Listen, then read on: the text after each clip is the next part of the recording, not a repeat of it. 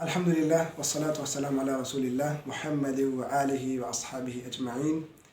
أما بعد فأعوذ بالله من الشيطان الرجيم. بسم الله الرحمن الرحيم.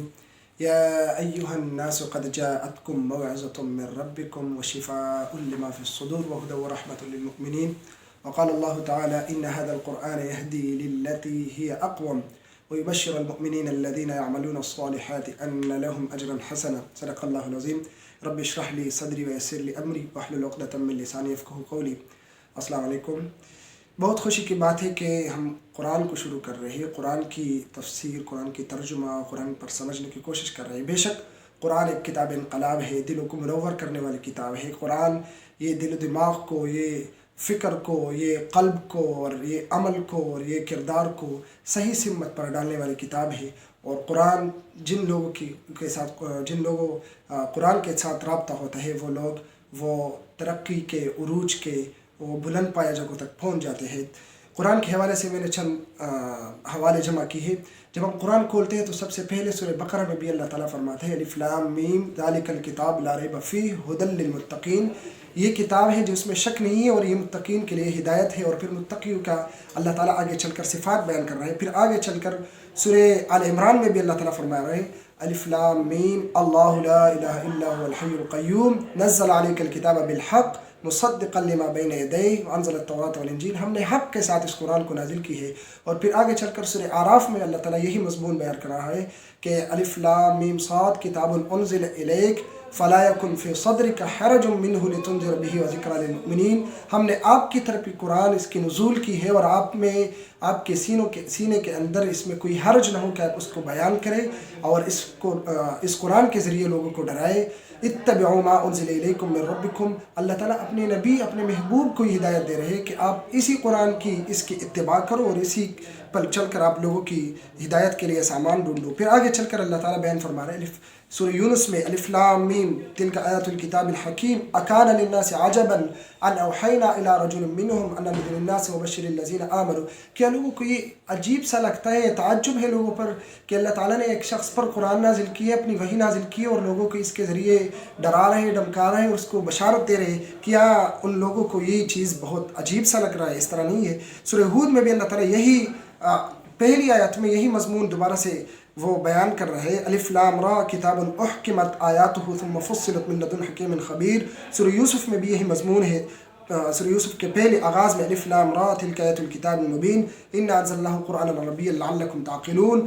سورہ رعد میں بھی یہی مضمون ہے الف لام میم را تلک آیات الکتاب والذی انزل الیک من ربک الحق ولکن اکثر الناس لا یؤمنون. سورہ ابراہیم میں بھی یہی آیت ہے کہ اگر آپ اندھیروں سے نکالنا چاہتے ہیں اپنے آپ کو، اپنی قوم کو اور اپنی خاندان کو اور اپنے معاشرے کو، تو یہی قرآن ہے تو اندھیروں سے آپ کو نکال سکتے ہیں. الف لام را کتاب انزلناہ الیک لتخرج الناس من الظلمات الی النور باذن ربهم ویہدیہ الی صراط مستقیم. سورہ ہجر میں بھی یہی مضمون ہے الف لام را تلک آیات الکتاب وقرآن مبین.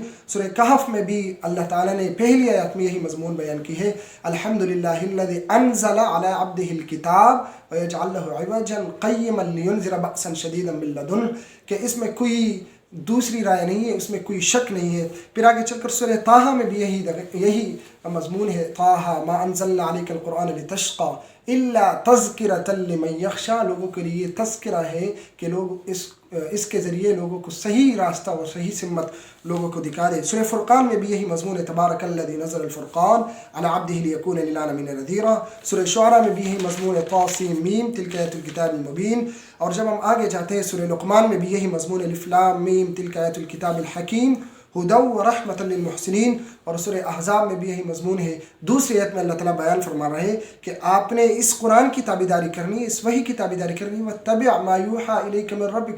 بار بار اللہ تعالیٰ اپنی محبوب، اپنی بندے کو اور اپنے پیغمبر کو یہ بتا رہے ہیں کہ اگر آپ نے کامیاب ہونا ہے تو آپ نے اس قرآن کی تابعداری کریں. واتبع ما یوحی الیک من ربک. جب ہم آگے چلتے ہیں سورہ زمر میں بھی یہی مضمون ہے تنزیل الکتاب من اللہ العزیز الحکیم. سورہ حامیم سجدہ میں بھی یہی مضمون ہے. سورہ شورى میں بھی ہے. سورہ دخان میں بھی ہے. اور آگے چل کر سورہ علق میں بھی یہی مضمون ہے اقرأ بسم ربک الذی خلق خلق الانسان من علق. جب پہلی وحی نازل ہوتی ہے تو اس میں بھی یہی مضمون ہے کہ آپ نے پڑھنا ہے، ریڈ کرنا ہے، اپنے اس قرآن کی تلاوت کرنی ہے. اور جب ہم اس قرآن کی سورہ یونس کی آیت نمبر 57 دیکھتے ہیں تو اس میں بھی اللہ تعالیٰ بہت محبت برے انداز میں اپنے بندوں کو بتا رہے ہیں یا ایھا الناس قد جاءتکم موعظۃ من ربکم وشفاء لما فی الصدور.